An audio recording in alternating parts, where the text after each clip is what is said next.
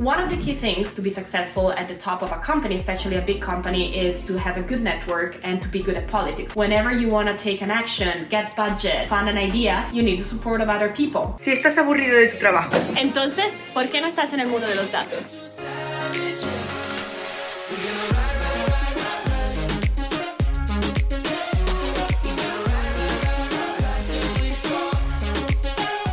Okay, and in line with super controversial questions, will AI end up with data science jobs and data analytics? Like, will AI end the big data world? Would they take over? I get asked this question a lot. Yeah. And I laugh because to me it's like thinking, okay, because you have calculators, then I'm not learning math anymore, you know? Yeah. Which it's silly if you think about it. I think the majority of people would think it's silly, right? No, 100%. You need to have an understanding of basic math because math is everywhere. Yeah, right? yeah. So anyways, what I think it's happening and it's gonna happen, eventually, yes, you're gonna have probably fewer, let's say, jobs in terms of doing specific tasks because AI, generative AI, whatever is coming in the industry is going to replace the mostly, let's say, repetitive tasks. Yeah, the more automatable tasks, for instance. Yes, for instance, if you need to run an analysis on what are your top sellers, worst sellers, whatever, you already have that automated with dashboards showing it. But then eventually, probably you will have a computer doing that, right? And giving you already the insights and the value to the business. Yeah, for Yes, sure. Exactly. But you will still need people that understand the technology and how to build those technologies, right? So they understand the language, they understand the thinking. What is the best model that I need for this specific business problem? I think it's not gonna be replaced, at least not in the short, medium term. Right. So people should still try and work towards getting into data Yeah, science. absolutely. Because otherwise, if AI is going to take over, who's going to take over the AI, right? Yeah. Like, we all need to have some sort of knowledge of Yeah. AI at least to be able to compete with it. Exactly. And start to use it to our advantage. It's not even compete. I don't think it's a fair competition. It's just maybe perhaps using the tools, right? Yeah. To make yourself more productive, more efficient, more valuable to the business overall. I would say that it's even more important now to understand how AI works because you will have more and more automated things, machines replacing maybe some basic tasks, right? But if you don't understand how it works, how can you control the machine? How can you build it in a way that is, first of all, having the impact you want, right? So solving the problem you wanted to solve. And second, also creating an inclusive society and a place where we all benefit and not only the few people who talk AI.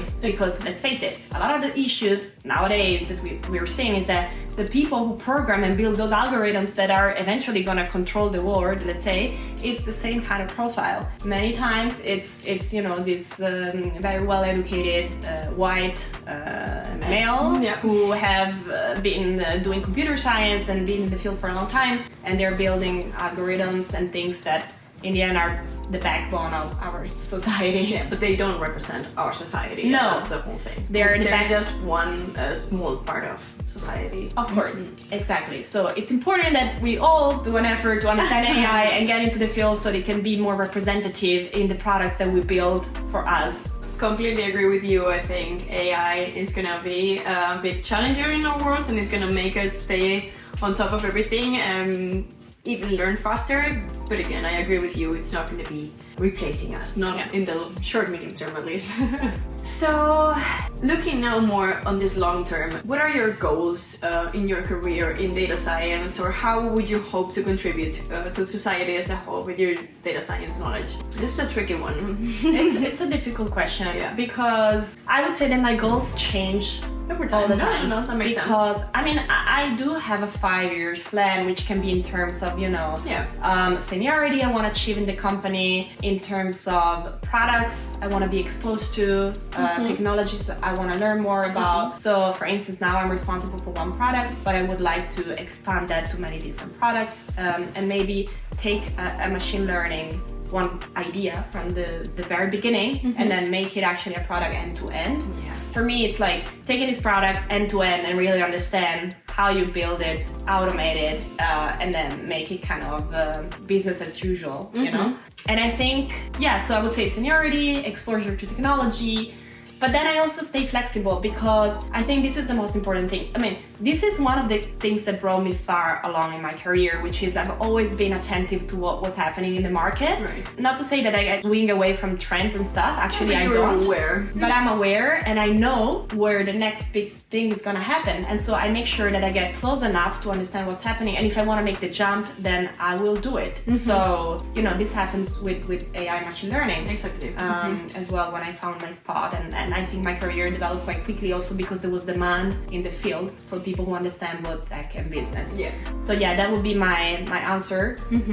Awesome. That is also very in line with my next question, that is about what advice would you give or what tip would you give to anybody wanting to break into data science? I think one of them you've made quite clear at the beginning already. Be confident in yourself. You're allowed to have a space in the big data world even though you don't come from an engineering background. Yeah.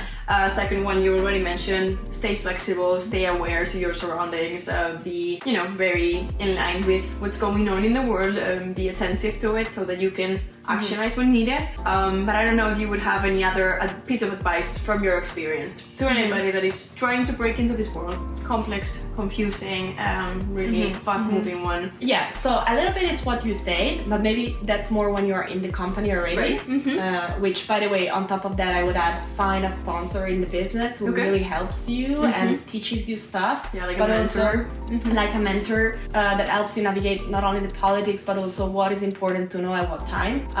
Because they will be the biggest supporters when you want to grow your career. Right. Sometimes it's not only important what you learn, what you know. Actually, it's more important about who are the people next to you.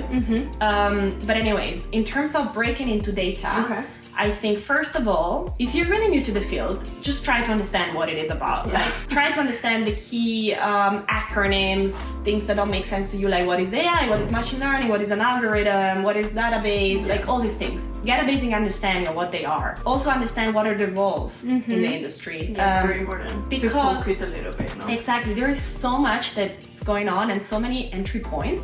You need to understand what is the best one for you. So do a mapping of what the roles are, and then what are the skills required to get into those roles, and then work it backwards to what you need to develop in order to get there. So I would say this is quite practical. Obviously, you need to also learn a bit of hard and soft skills, right? That's needed in every job. Absolutely. You know, hard skills programming, depending on the role, then it can be different languages. And then in terms of soft skills, it's mostly business understanding, problem solving, and also being able to talk to people in a top-down way. Communicate. Exactly. This is mostly it. And then practice. And try new things. Because even if it fails, it doesn't work, it's a learning, right? It's never a failure. I mean, and I'm saying this, and it costed me a lot because I come from a society that's very conservative. I'm from Italy, but actually I've been living abroad for 12 years, as you know. Right. And when I went out of Italy first, I was super risk averse. And I would try just to follow the traditional career path, having always top grades. And if I got a little bit less than what I needed, then that was a big tragedy.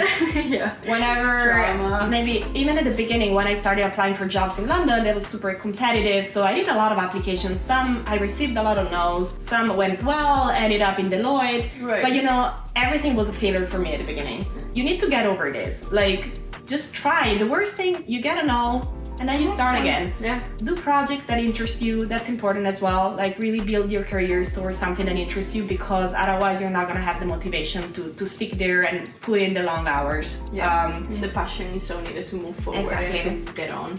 Exactly. So obviously at the beginning you need to compromise a bit to what you like or not, because the first job, I would say, just take whatever comes in terms of if it's a good learning experience, even if maybe that's not the field you really wanted to be in. If it's a good learning experience, they're gonna teach you a lot, just take it. And then once you have 1-2 years of experience, switch to the field that you like. So to finalize, Gabby, I'm afraid we're over time already, but if you had one book, movie, newsletter, something to recommend that really impacted your career or where you learned a lot that you would like to share with everyone, highly appreciated. So I would suggest the newsletters that I will pin them down there in the comments. Exactly, that I mentioned earlier. But also, when I'm on my way to work or whatever I'm going, sometimes I listen to podcasts, and one that really helps me, but again, this is more for business people maybe, maybe. Okay. It's a bit of a mix. It's Combinator. It's this accelerator in Silicon Valley. They built most of the successful companies in the world, like including Airbnb and whatever. And so they do podcasts weekly where they talk about the latest news in the AI sector, and sometimes it's a bit business focused on how to build startups, but for me it's just very inspiring. Of course. And then one that is more relevant to the business is probably DataFramed. It's from DataCamp. It's a podcast they do, I think, on a weekly basis as well, where they talk about the latest innovations in the AI sector and how to build the skills you need to build to be there, and I think it's a good one.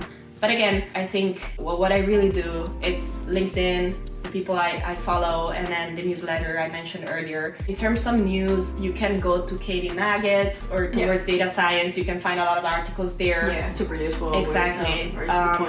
And maybe one final one is a newsletter that I follow. It's called FemStreet. Okay, I love that one. It's a really good one. It's a community of women in tech, and every Sunday morning you receive your newsletter on the latest news in the field, latest funding rounds, later startups. But as you know, the innovation comes from startups, so if you want to be up to date on what's happening in the field, you need to kind of know that. And that's it. Awesome. So thank you so much, Gabi, for your time. I think this was an amazing interview. Thank you for sharing your experience as a senior product manager in data science. So just make sure to like and subscribe to our channel so that you don't miss out on any of the upcoming interviews that we're going to be doing to very successful professionals in big data. So thank you very much and see you in the next one. Bye.